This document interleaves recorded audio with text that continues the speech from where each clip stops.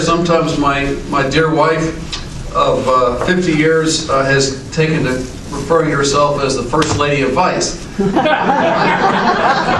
I'm not sure exactly what to do with it. Well, I'm going to talk a little while, and then I hope there's some questions that we can have some dialogue.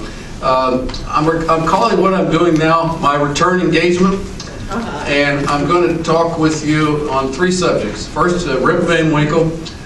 Secondly, some issues confronting us in the months immediately ahead. And thirdly, some broader issues that I think we really need to find a way to address if we're going to have the kind of community that we ought to have. Now, Rip Van Winkle, I left council in 1992. I was elected back in 2013. That's 21 years. My research shows that Rip Van Winkle slept for 21 years. And I haven't been asleep, but I haven't been engaged as I am just now. So I wanted to first talk about some comparisons between 1992, more or less, and 2013, more or less, depending on when the data is available. As Bill mentioned, I finished third. 21 years ago, I finished third. I don't know what the pattern is, but if you take a 21 year sabbatical, if you're lucky, there's no change.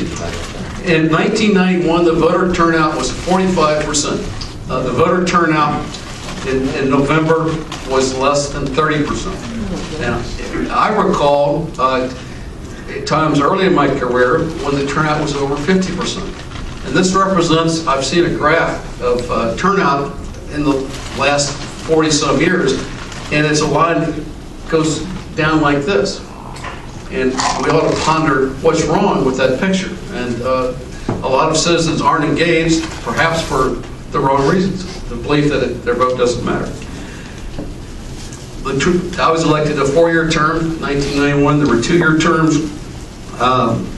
The charter says something differently about the mayor than it did in 1991. In 1991, the mayor was simply the ceremonial head of the city. He presided at council meetings, he or she. Now, the charter specifies that he also continues to preside at council meetings, but he is also he or she, the official head and representative of the city. In 1991, and now we have a city manager. And the charter continues to state that the city manager is the chief executive officer of the city. We had a long discussion yesterday about that charter provision in the context of some recent personnel changes made by our acting city manager.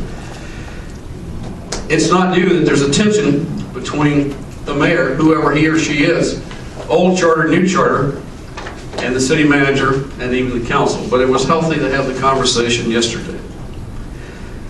The vice mayor in 1991 was elected by the members of council. Today, the vice mayor and the chairs of the various committees are appointed by the mayor. We each serve at the pleasure of the mayor and can be removed at any time, which sets up all sorts of interesting dynamics if you think about it. Obviously, some of you may, if you follow the streetcar conversation, may know that ultimately I took a position very different from the mayor's position. And I'm sure that as the 4-year term unfolds, there will be other instances where he and I differ. There will be other instances where committee chairs will differ from the thoughts of the mayor. It's just interesting that there's this tension because each of us is elected to serve the city of Cincinnati and its people. That's why we're members of council, but we also are chairs of committees. In my case, I'm the vice mayor, and I'm still working through my own soul about how I feel about that continuing tension. The council decides what committees there shall be. Under our rules, any member of council can be a member of any committee that he or she desires. But as I've said, the mayor appoints the chairs of the committees. The partisan makeup of council today is 5 Democrats, 2 Republicans, 1 independent, and 4 charter rights. Obviously, there's a lot of overlap. And some have said that the winner on election day was the charter committee, which had 4 endorsed candidates who won, 2 Democrats, a Republican, and a pure charter right. One thing that's changed is that so far, in my observation, the members of council during meetings, including committee meetings, talk a lot more than they used to. Now, maybe it's just my bad memory. And my theory, and I'm not an expert on this, but when I was there before, the only portion of the chambers that had an elevation was the mayor's podium. A mere council member sat in a U-shaped configuration with smaller desks, fairly close to each other, and we faced each other. The public was somewhere behind us, and the mayor was up there. Now, the new deal is we've got this incredibly imposing, rounded podium that's elevated. It's almost like a congressional hearing room. We're a long way from members of the public, and we're a long way from each other, and it's very difficult to see each other. We're talking out this way. And of course, now we have continuing public access television broadcasting. But I think that configuration and the whole physical layout encourages a lot more talk than there used to be. And whether that's good, I guess it depends on what's being said.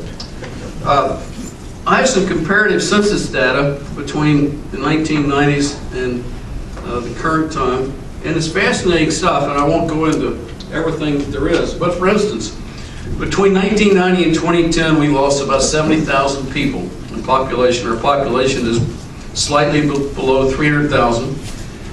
The vast majority of those that we lost were Caucasians, but African American population declined by about 5,000 people. It's interesting to see that the only group that increased in number between 1990 and 2010 are those in the age group 45 to 64. They increased by about 15,000. Now, exactly why that would be, I haven't been able to figure out. And of course, the percentage of African Americans now is close to half the city. The percentage of Caucasians is went from 60% to less than half. Our Hispanic community has increased, and in 1991, in terms of politics, the Hispanic community was something that did not register. Now it registers quite a bit. The Hispanic population is now 8,300. It was under 2,500 in 1990. Something that is very interesting and a reason for pause, I think, is the increase in vacant housing units in the city. It's gone from a little under 15,000 to nearly 27,000. That's an increase of close to 13,000 vacant housing units. And, you know, I spent a lot of 2013 with my wife, with my campaign manager alone, doing door-to-door canvassing, which is part of how you reach out to potential voters. And I was taken aback at the beginning on how many streets had so many vacant houses. Some of them were foreclosed, some of them simply, I don't know whether they simply been abandoned, but this was true in Westwood, it was true in Price Hill, it was true in College Hill, it was true in Evanston, and communities where this did not was not formally the case. It's a tremendous challenge to understand why. Some of that's related to the financial crisis of 2008 and housing mortgage policies and the like. Some of it is related to the flight from the city, but it's not a good thing. And, vacant houses do not contribute to the vibrancy or the optimism for any neighborhood. A sign of the times, the ratio of single-parent families has gone from under 40% to over 50%. Those who over the age of 25 that have high school, who have not graduated from high school, this is a good news. The statistic went from 30% to 16%. So 16% now of folks over 25, only 16 are lacking in a high school graduation. Neighborhoods have declined also. Even my beloved Clifton, in those 20 years, lost 670 people. The only neighborhood of note that gained population was Carthage and Riverside, which I guess is part of what we used to call East End. Hyde Park lost population. But you look at East Price Hill, 4,100 is a decline.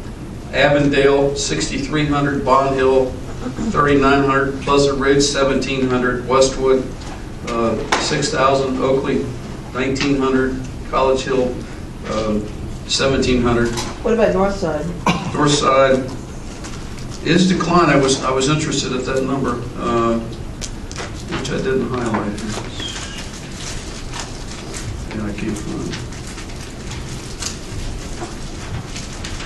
Sorry.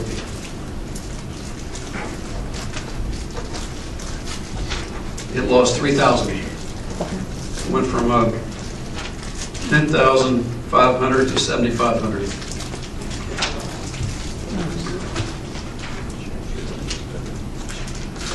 There have been some changes in City Hall that I might highlight.